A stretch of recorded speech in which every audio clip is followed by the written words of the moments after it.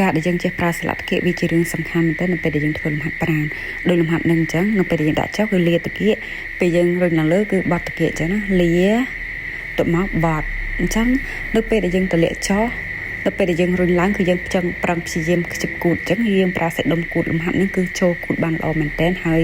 ជើងរបស់យើងប៉ិនស្មាហើយជិះវិញជង្គង់រួមចូលក្នុងបងប្អូនកន្លែងជង្គង់ក៏ជាការសំខាន់ដែរព្រោះអ្នកខ្លះគឺអត់ទៅពេលរុញឡើងលើគឺជង្គង់របស់គាត់គឺរួមចូលក្នុងហ្មងបងប្អូនមើលគឺលាតាគៀបន្ទាប់មកទៀតយើងបត់តាគៀលាតាគៀគឺបត់តាគៀអញ្ចឹងបងប្អូនអញ្ចឹងយើងជិះវិញប្រើដាក់កបែបនេះបងប្អូនគឺអត់ត្រឹមត្រូវទេត្រូវចាំថាបើសិនយើងប្រើកអញ្ចឹងគឺវាអត់ឈរគូតរបស់យើងទេអញ្ចឹង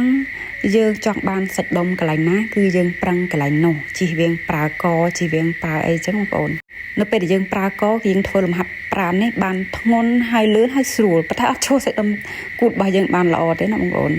ចាំបងប្អូនតិចនិចវាតិចតែអាតិចនិចធ្វើឲ្យលំហាត់ប្រាណរបស់យើងមានសុខភាព